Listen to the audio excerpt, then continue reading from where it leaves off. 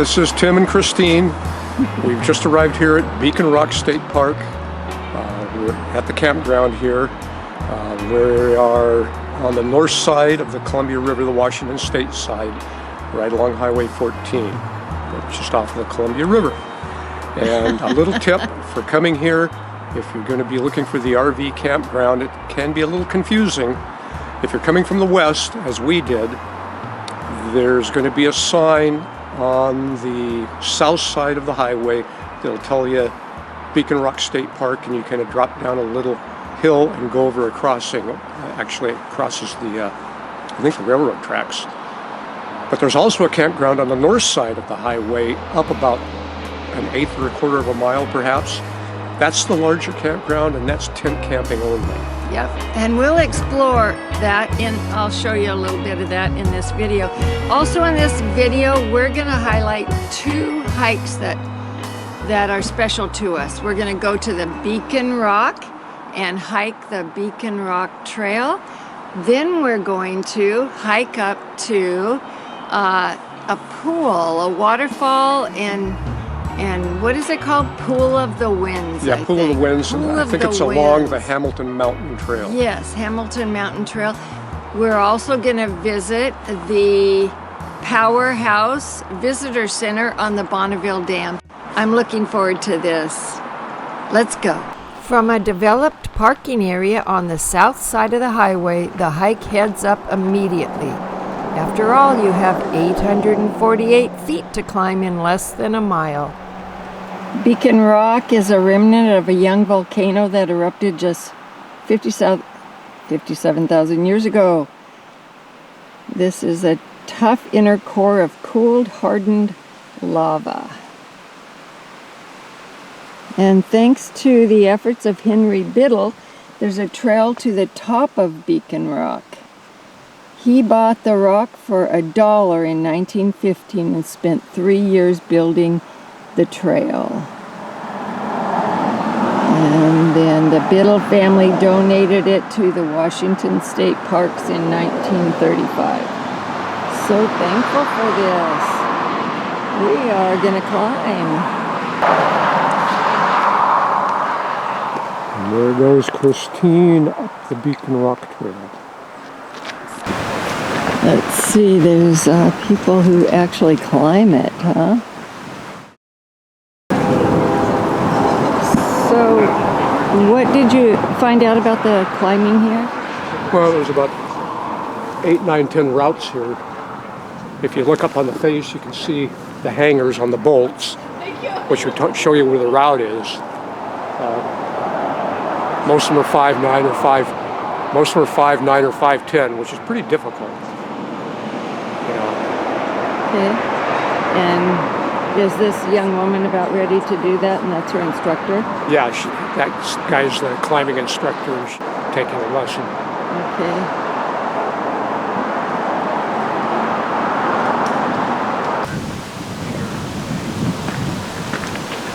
So this young boy we just talked to said it's insanely windy up there, but the view is nice. So I need to hold on to my hat. Yeah.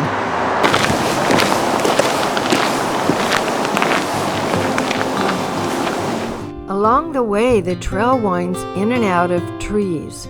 Surprisingly huge trees for growing out of a rock mountainside.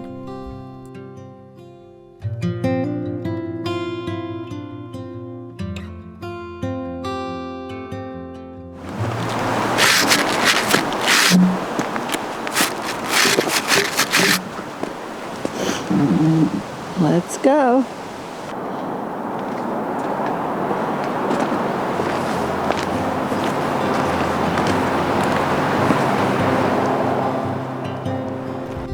After a while, the trail curves around to the south side of the rock, where we encounter handrails and a sturdy boardwalk trail that switchbacks all the way to the top of the mountain.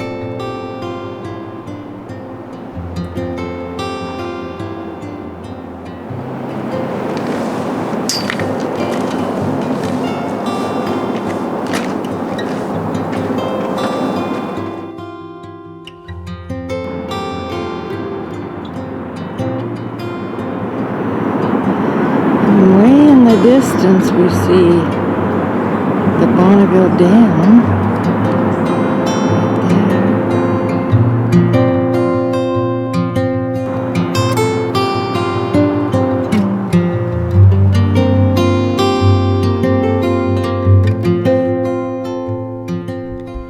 We enjoyed views up and down river of the mighty Columbia. And at the summit of Beacon Rock, there's a sign. But wait, what's happening? We did not realize a proposal was in progress. She said yes? What cool timing right at the top. He proposed and she said yes. That's so cool.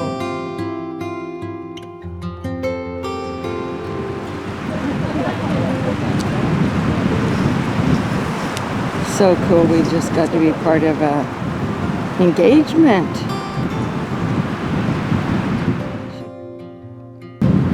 Wasn't that cool at the top like that? Yeah, see somebody get engaged. Pretty awesome. Yeah, that was pretty special. What timing. So I was about to say that the summit of Beacon Rock features a sign offering you a congratulations on summiting as well as an expansive view. Wow, we are just so much enjoying this hike, and on the way down, I'm just pondering the history of this trail at Beacon Rock. When the Army Corps of Engineers sought to reduce Beacon Rock to rubble, Henry Biddle purchased it in 1915 for $1. He spent another $10,000 building a trail. And look, it's even pet friendly. So many people are enjoying this today. Biddle's son and daughter donated Beacon Rock and Hamilton Mountain to the state in 1932.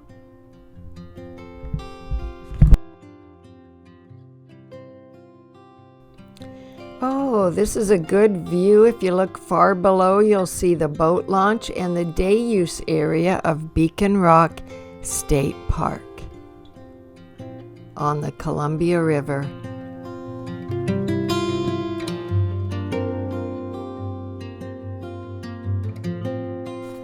Here's a fun fact for history buffs.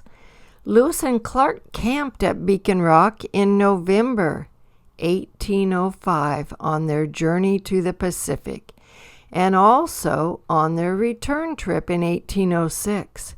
They noted the rock in their journal and gave it its present name.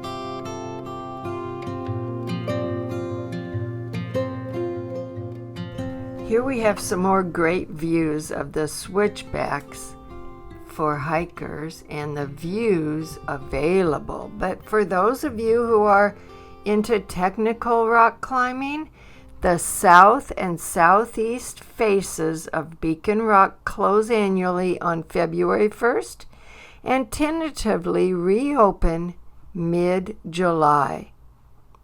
The northwest corner is open for climbing year-round.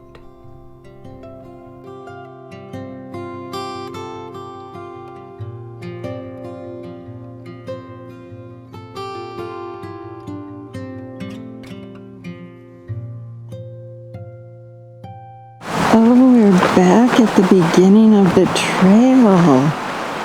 Oh, that was such a wonderful hike. Oh, loved it. Just loved that. So we're going to scrape our shoes off again here. This is our first close-up view of the Bonneville Dam. We're going to the visitor center.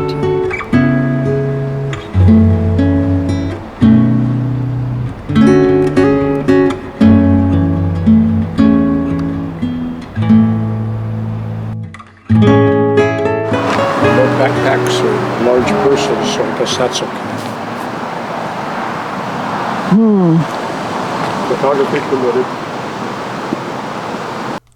So when you first enter the visitor center, you'll take the elevator up and cross over a corridor which takes you into the theater.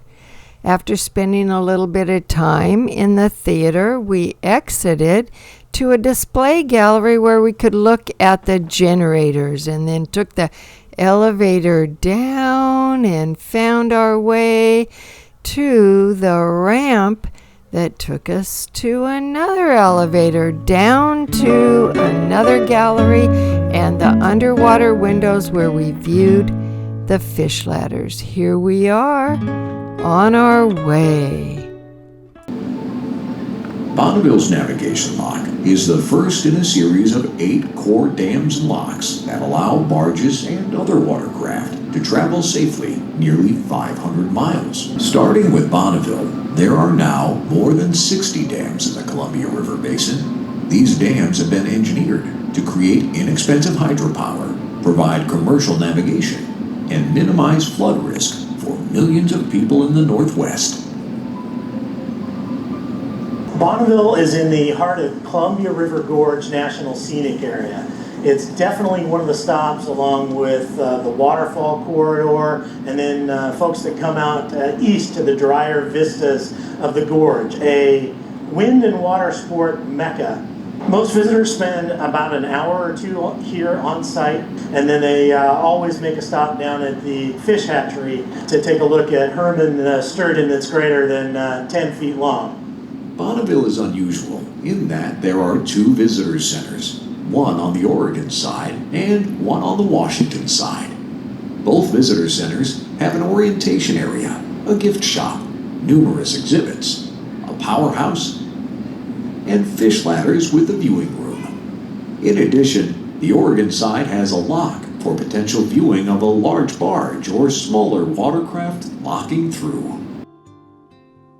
Okay, that theater was wonderful, very informative. Let's go out into the display gallery and look at the generators.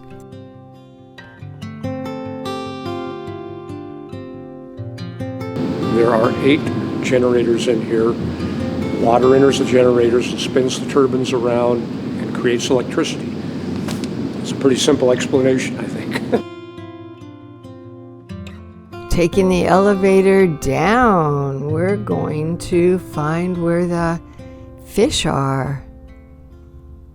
Okay, this is the outdoor viewing area. As we look down, we can see from the top looking down, we can see the fish ladders. Okay, love the artwork here. And we're entering into the fish viewing building. Oh, here they are. The fish ladder. Oh my gosh.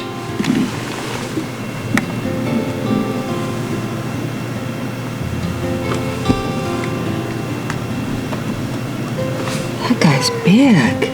Sturgeon. Yeah. Because I just through that doorway a couple of nice big kings. Oh, really? Wow, there's a lot of fish coming through here.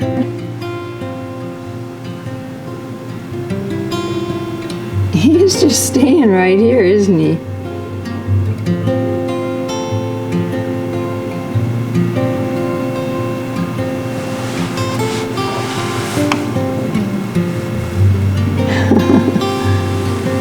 That's shad. That's not. Oh, those are jacks. Those are jacks.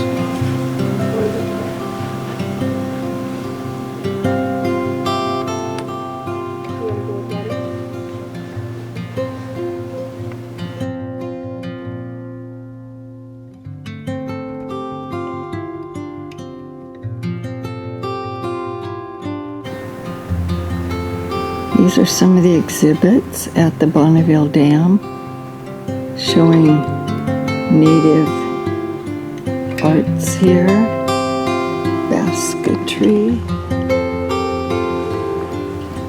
beadwork.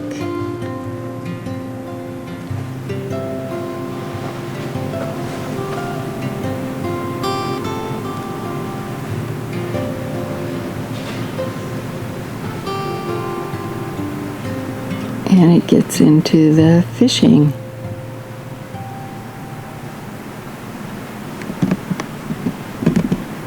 A trolling hook.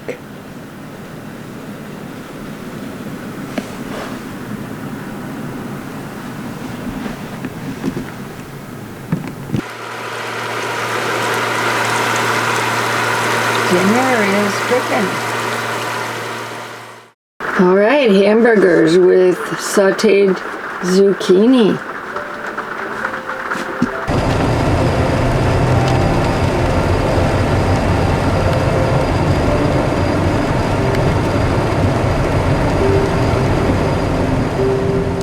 Okay, are you ready for another adventure? We're gonna drive up to the upper camping area we told you about earlier, and just off of that is another hike we're going on. Driving to the upper campground at Beacon Rock State Park. This is tent camping only.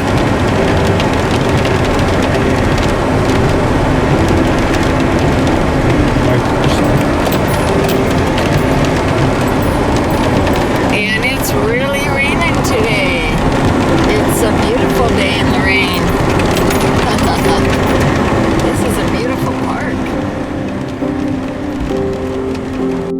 We are just about to arrive at the parking area where we will get out and get ready for our next hike.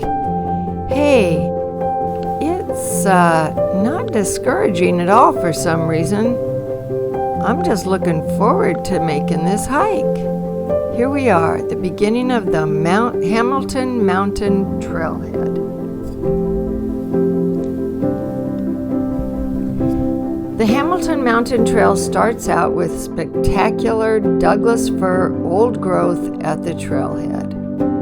Wow, I had to switch to a camera that could handle wet weather, so you're probably going to have a lot of raindrops on my camera lens here.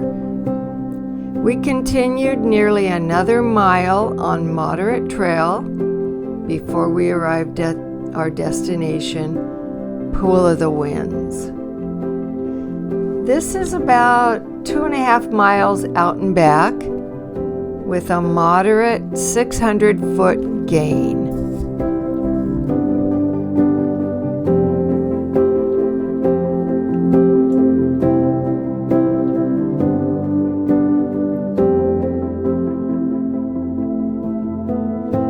In spite of the raindrops on my camera lens, I think you can see that the moisture in the air just makes all the colors so beautiful. And our spirits, our attitudes are not getting dampened in this wet weather. We are enjoying this hike. It's wet, but not muddy, not slippery. We still feel sure-footed.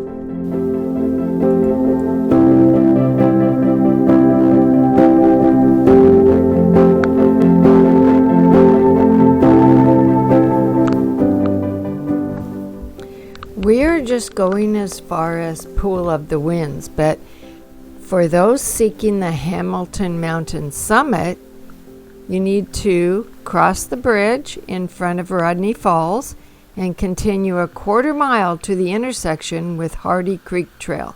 At this point, there are 2 routes to the summit.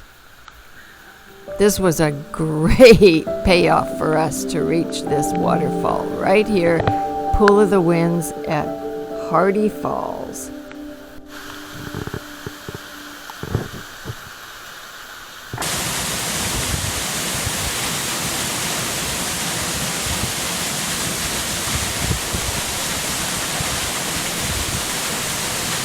My camera battery crashed at this point and it was done, but our cell phones came through, so we got our trophy photos at the end with the waterfall in the background. Where are they? There you are. Hey, thanks for staying with us on this adventure at Beacon Rock State Park. Yep, and it is our last day here. Actually, we're leaving today, but we got out and hiked. We hiked Beacon Rock, and we also hiked the Hamilton Mountain Trail out of the other campground here at the state park, and found this awesome little spot called Pool of the Winds with a waterfall and a sculpted out basin, and it was a pretty awesome thing. You got to come down here and see it. Yeah, we had a great time. The weather's not an issue. It rained a lot, on and off. We had clear times, clearings from the rain, but it was in the 50s and we really weren't cold. So I'm glad for that. One thing I've heard people comment about, the trains. I mean, the trains do go through here quite often, and you feel like they're gonna run right over you because they're loud. Yeah, the track is a couple hundred feet behind me here. Yeah, I was wondering if that would happen during this video. It'd be good to hear that. But still, you know, this is a great... There's good. only 5 campsites here, full hookup RV campsites. This is a great little park. It's really accessible to a lot of amenities around here in the Columbia River Gorge. So, hey, we're moving on to Miller, Sylvania. We'll be seeing you later. So long. Lord, you are King of Kings. I'm here to give you everything. It's my whole life that I am offering. I give it over to the King of Kings. I give it over to